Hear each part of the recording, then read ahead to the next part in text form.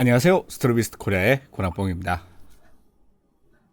네, 오늘은 장안의 화제죠. 이 조니 뎁과 앰버 허드의 법정 공방, 여기에서 나온 포토샵 조작 사건이 있습니다. 네, 그래서 오늘은 거기에 있던 법정의 내용이나 이런 거는 제가 잘 모르기 때문에 다 집어치우고 사진에 관한 그 포토샵 조작 사건에 관한 그 이야기만 말씀드리려고 합니다. 사건의 내용을 잘 모르시는 분들을 위해서 오늘의 조교 구라뽕이를 불러보도록 하겠습니다. 안녕하세요.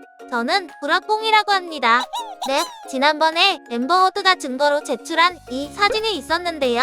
이게 포토샵으로 조작된 사진이다, 이런 주장이 나왔습니다. 그래서 제시한 사진이 이 사진인데 같은 사진이 아니라 다른 사진이라고 말을 했어요. 네, 그런데 누가 봐도 색깔만 조작한 그런 사진이죠.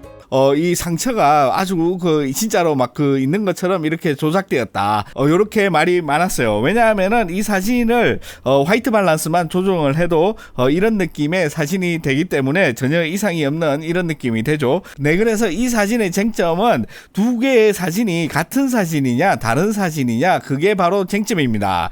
이거를 포토샵에서 자동 정렬을 해보면은 여러분들이 보시는 대로 거의 완벽하게 똑같죠. 다른 점이 하나도 없어요. 조금 더 크게 해서 봐도 완전히 똑같죠. 미국에 있는 사진 전문가들도 아무리 연사로 같이 찍더라도 완벽하게 동일한 사진을 두 장을 만들 수는 없다, 이런 것처럼 작은 솜털 하나 움직이지 않게 완벽하게 동일한 그런 사진은 여러분들이 이렇게 앞뒤로 왔다 갔다 해보면은 티가 나죠. 약간 이렇게 애니메이션 되는 듯한 그런 느낌이 있습니다. 그래서 이 두 개의 레이어를 가진 이 사진을 조금만 더 포토샵에서 살펴보면은 여기 이 블렌딩 모드에 차이가 있습니다. 이 차이를 클릭을 하면은 앞과 뒤에 있는 이 사진의 차이점만 보여지게 되어 있어요. 그래서 여러분들이 보시는 대로 지금 여기 보이는 게 거의 없죠. 거의 없고 약간 이렇게 얼굴의 윤곽, 이런 얼굴의 윤곽만 이렇게 프리딩딩하게 나오고 색깔을 조금 조정했던 것 같은 의심스러운 부분, 이런 부분들이 살짝 녹색으로 이렇게 바뀌는 것을 알 수가 있어요. 그래서 제가 봤을 때 이 사진 같은 경우에 일부 부분, 이런 부분들의 색상 조정을 제외하고는 동일한 사진이다, 이렇게 보는 게 맞는 말일 것 같습니다. 네, 다음 쟁점으로는 앰버 허드가 제시한 이 사진의 메타데이터가 그대로 남아있었어요. 보시는 대로 메타데이터를 분석하니 이렇게 포토샵을 이용한 보정이 있었다, 이렇게 명백하게 나옵니다. 네, 그래서 여러분들이 보시는 대로 이렇게 메타데이터가 완전히 살아있죠. 조금 더 확대해보면은 애플의 아이폰 6로 촬영이 되었고, 이거는 이제 그 레솔루션 해상도죠. 인치로 되어 있고, 1인치에 가로 세로 72픽셀을 가지고 있다. 그 다음에 최종 보정이 포토샵 3.0, 이거는 아이폰에 들어가는 앱의 버전이라고 생각을 할 수가 있습니다. 촬영 날짜도 2016년 5월 21일 9시 24분 52초 이렇게 정확하게 다 나오는 게 이 익스프 데이터가 다 살아 있으니까는 이거는 이제 빼도 박도 못하는 증거다, 이렇게 볼 수가 있어요. 물론 이 사진이 최종적으로 포토샵에서 편집이 되었다고 하더라도 포토샵에 갔다가 그대로 세이브만 해도 이 포토샵을 갔다 왔다라는 이런 흔적을 남기기 때문에 사진이 조작되었다라는 증거로는 부족할 수가 있어요. 그럼에도 불구하고 이 사진은 포토샵에서 조작되었을 수도 있다라는 그런 말을 할 수가 있는 거죠. 다른 말로 하자면은 이 사진을 촬영한 원본 사진은 아니다, 이렇게 확인이 되는 겁니다. 그렇기 때문에 이 사진 같은 경우 증거로서의 능력을 상실하는 게 제가 봤을 때 맞다고 생각을 해요. 아니 근데 메타데이터가 뭐냐고. 네, 메타데이터라는 거는 이 사진이 촬영될 때 혹은 이 사진이 편집되거나 그럴 때 사진 파일 안에 한쪽 구석에다가 이 사진이 어떤 사진인지 기록해 놓는 그런 정보라고 이렇게 생각을 하시면 돼요.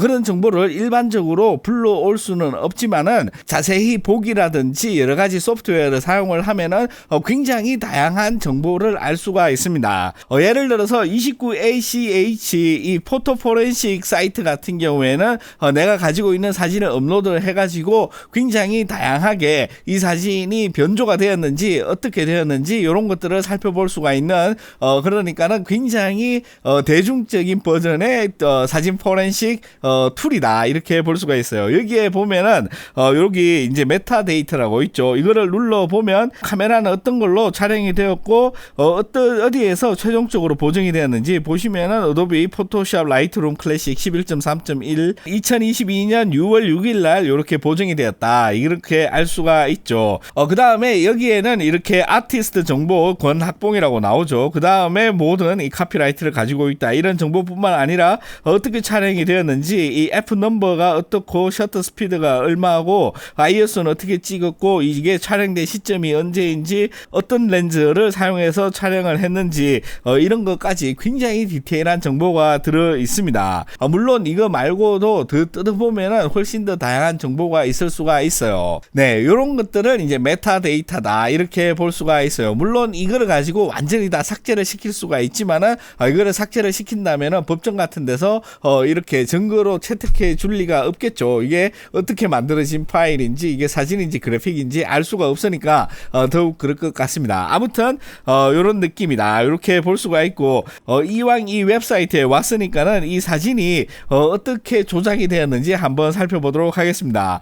보시면은 이 사진이 다큐멘터리가 아니라는 거는 다들 알 수가 있죠. 뒤에 우주선이 떠 있고 앞에 팅크벨이 있고 위에는 뭔가 창국성 같은 게 막 날아가는 이런 거는 제가 포토샵으로 인터넷에서 이런 소스를 받아가지고 만든 거예요. 아무튼 여기 보시면은 가장 먼저 여기 보시면은 확대경이 있어요. 이 확대경으로 보면은 이 위에 있는 것들과 이 밑에 있는 애들이 어떻게 다른지 질감이 여러분들이 보이시는지 모르겠지만은 이렇게 튀어나오게 할 수가 있어요. 그 다음에 여러분들이 눈여겨봐야 되는 게 에러 레벨 아날리시스가 있는데 요거 같은 경우에는 이 사진에 있는 오류들 이런 어떤 그 노이즈 같은 이런 오류들이 어떻게 다른지 이런 것들을 검출해 내는 겁니다. 그래서 팅커벨을 보면은 이런 느낌이다. 그런데 이 사진에 원래 들어있던 이 내용들은 조금 분위기가 다르죠. 이런 분위기. 그 다음에 여기 보시면은 우주선 요 부분도 조금씩 다르고 여기 뒤에 있는 애들도 뭔가 좀 다른 게 느껴지실 거라고 생각을 합니다. 그래서 물론 이렇게 에러 스케일을 조금 더 올리면은 훨씬 더 선명하게 관찰을 할 수가 있어요. 그래서 누가 봐도 이렇게 보면은 이 위에 눈에 튀는 애들이 있죠. 아까는 그렇게 눈에 안 튀지만은 뭔가 이 밑에 있는 애들하고는 이질적으로 다른 느낌의 패턴을 가지고 있다. 이런 것들을 사람이라면은 충분히 알 수가 있을 거라고 생각을 합니다. 네, 그 다음으로 쉽게 알 수가 있는 게 노이즈 아날리시스가 있어요. 이거는 말 그대로 사진에 들어있는 이 노이즈 패턴들을 검출을 해가지고 실제 원래 원본에 있던 사진의 노이즈 패턴과 제가 포토샵으로 붙여넣은 이런 이미지의 노이즈 레벨이 다르다는 것을 알 수가 있죠. 노이즈의 모양이나 느낌이 원본 사진하고는 확연하게 다른 것을 알 수가 있습니다. 특히 이 위에 붙어있는 이 우주선 이 따내가지고 이 사진에서 따낸 거죠. 따내가지고 붙여넣기 한 이 우주선의 느낌이 이렇게 다른 거를 확실하게 알 수가 있어요. 우와, 그럼 이제부터 모든 사진을 다 찾을 수가 있겠네.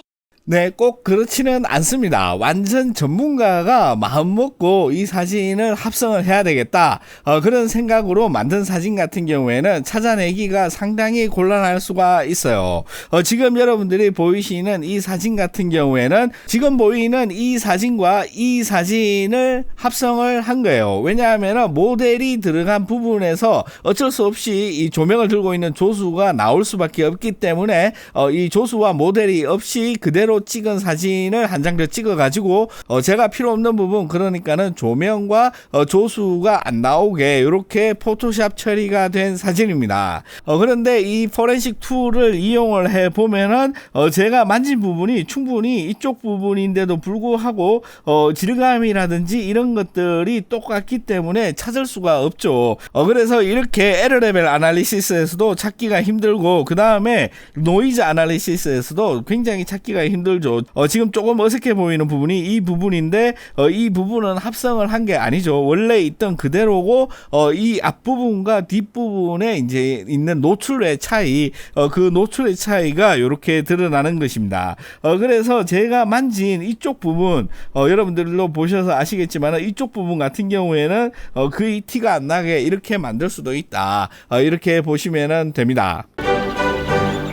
물론 이런 툴을 이용을 해가지고 우리가 또 찾을 수가 있는 게 리키파이 한 거 있죠. 이렇게 픽셀 유동화라고 해가지고 날씬하게 만든다든지 이런 작업을 한 것들은 생각보다 쉽게 찾아낼 수가 있습니다. 왜냐하면은 이 픽셀들이 이 픽셀 단에서 보자면은 픽셀 유동화를 했을 때 이게 늘어났다 줄어들었다 이렇게 가는 거기 때문에 그런 흔적이 남을 수밖에 없어요. 그래서 여러분들이 보시는 이 사진 같은 경우에도 멀쩡해 보이지만은 이 노이즈 아날리시스를 보면은 여기에 있는 요런 패턴들이 보인다. 요렇게 볼 수가 있어요. 이게 혹시 잘 안 보이시는 분이 있을 수도 있는데 보시면은 배경에 약간 요런 구름 무늬 같은 것들이 여기 요렇게 있죠. 여기 배경에 요런 느낌이 있습니다. 요런 이 자국들이 이런 이렇게 보면은 자국들이 조금 있죠. 요렇게 모아래 같이 요런 자국들이 바로 이 리키파이를 한 흔적이다. 이렇게 볼 수가 있어요. 조금 전에 봤던 사진의 원본 사진 같은 경우에는 여러분들이 보시는 대로 아까 봤던 이 구름 무늬 같은 것들이 없죠. 이 구름 무늬가 뭐냐 이러면은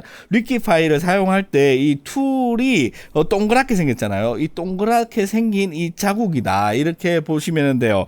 그래서 이 동그란 것들이 이렇게 겹쳐가지고 이렇게 사용이 되는데 결론적으로 이런 외곽의 동그란 부분들이 아까 봤던 그런 노이즈 패턴으로 나타나게 됩니다. 그래서 리키파이 한 거는 생각보다 쉽게 찾아낼 수가 있다. 여러분들 리키파이 많이 하시는데 그거 이런 데서 이렇게 돌려보면은 리키파이 이렇게 했구나 이렇게 볼 수가 있어요.